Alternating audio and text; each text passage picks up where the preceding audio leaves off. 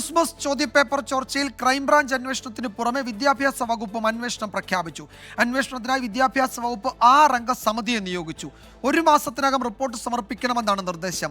പരീക്ഷാ നടത്തിപ്പിൽ പ്രശ്നങ്ങൾ ഉണ്ടെങ്കിൽ അതും പരിഹരിക്കുമെന്ന് വിദ്യാഭ്യാസ മന്ത്രി വി ശിവൻകുട്ടി വ്യക്തമാക്കി. പൊതുവിദ്യാഭ്യാസ ഡയറക്ടറുടെ നേതൃത്വത്തിൽ 6 അംഗ സമിതിയെ അന്വേഷണ കമ്മീഷനായി രൂപീകരിച്ചു. 1 മാസത്തിനകം അവർ അതിൻ്റെ റിപ്പോർട്ട് സമർപ്പിക്കും. അതോടൊപ്പം തന്നെ പോലീസിൻ്റെ നേതൃത്വത്തിലുള്ള അന്വേഷണവും നടക്കും. പൊതുവിദ്യാഭ്യാസ വകുപ്പ് അഡീഷണൽ സെക്രട്ടറി മീനാംബിക, പൊതുവിദ്യാഭ്യാസ വകുപ്പിലെ vigilance officer Shibu, Pareeksha Bhavan joint commissioner Girish Cholayil, higher secondary academy വിഭാഗം joint director Shajida, deputy director QIP Dhanya എന്നിവരാണ് സമിതി അംഗങ്ങൾ. ആരോപണ വിധേയരായ MS സൊല്യൂഷൻസ് എന്ന യൂട്യൂബ് ചാനൽ മര്യാദയുടെ സകല അതിരുകളും ലംഘിച്ചെന്ന് മന്ത്രി പറഞ്ഞു. MS സൊല്യൂഷൻസ് എന്ന് പറയുന്ന കൊടുവള്ളിയിലെ യൂട്യൂബ് ചാനലിന് സകല മര്യാദയുടെ അതിരുകളും ലംഘിച്ചിരിക്കുകയാണ്.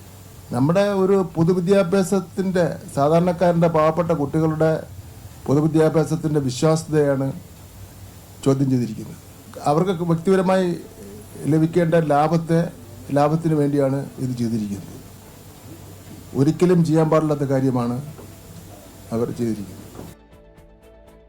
ഉമേഷ് ബാലകൃഷ്ണൻ വിവരങ്ങൾ നൽകും തിരുവനന്തപുരത്ത്. ഉമേഷ്, എന്തൊക്കെയാണ് ഇക്കാര്യത്തിൽ വിദ്യാഭ്യാസ വകുപ്പിന്റെ നീക്കങ്ങൾ?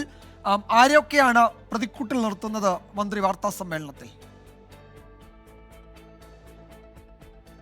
കഴിഞ്ഞ ദിവസം തന്നെ വിദ്യാഭ്യാസ മന്ത്രി പരാതി നൽകുമെന്നുള്ള കാര്യം അറിയിച്ചിരുന്നു. അതിന്റെ അടിസ്ഥാനത്തിൽ പോലീസിന് പരാതി നൽകിയിട്ടുണ്ട്. അതിന്റെ അന്വേഷണം ഒരു ഭാഗത്തു കൂടി നടക്കും. അതോടൊപ്പമാണ് ആഭ്യന്തര അന്വേഷണം തീരുമാനിച്ചിരിക്കുന്നത്.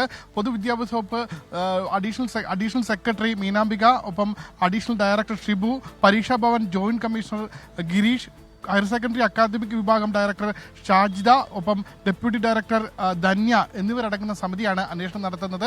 അന്വേഷണത്തിന് പൊതുവിദ്യാഭ്യാസ വകുപ്പ് ഡയറക്ടർ മേൽനോട്ടം വഹിക്കും. പ്രധാനമായും 3 കാര്യങ്ങളാണ് അന്വേഷണ പരിധിയിൽ വരുന്നത്. ഒന്ന്, ഈ ചോദ്യപേപ്പർ ചോർച്ചയുമായി ബന്ധപ്പെട്ട് ഏതെങ്കിലും രീതിയിലുള്ള നടപടിക്രമങ്ങളിൽ വീഴ്ചയുണ്ടായിട്ടുണ്ടോ, ആരൊക്കെയാണ് ഇതിന്റെ കുറ്റക്കാർ എന്നിവയാണ് 1ാം ഘട്ടത്തിൽ അന്വേഷിക്കുന്നത്.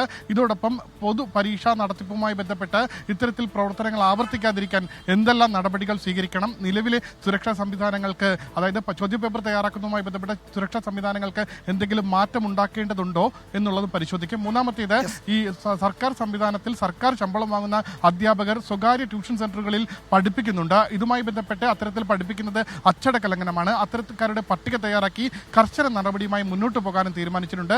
1 മാസത്തിനകം റിപ്പോർട്ട് സമർപ്പിക്കണം. 1 മാസത്തിനകം ഈ സമിതി വിദ്യാഭ്യാസ മന്ത്രിക്കാണ് റിപ്പോർട്ട് സമർപ്പിക്കുന്നത്. കർശന നടപടി ഉണ്ടാകുമെന്ന് വിദ്യാഭ്യാസ മന്ത്രിയും അറിയിച്ചു. ശരി ഉമേഷ്, എന്തായാലും 6 അംഗ സംഘത്തെയാണ് വിദ്യാഭ്യാസ വകുപ്പ് നിയോഗിച്ചിരിക്കുന്നത്. അതുകൂടാതെ ക്രൈംബ്രാഞ്ച് അന്വേഷണവും പ്രഖ്യാപിച്ചിട്ടുണ്ട്. ആ അന്വേഷണത്തിന് ക്രൈംബ്രാഞ്ച് മേധാവി തന്നെ നേരിട്ട് മേൽനോട്ടം വഹിക്കുകയും ചെയ്യും. ഉമേഷ് ബാലകൃഷ്ണനാണ് വിവരങ്ങൾ നൽകിയത്.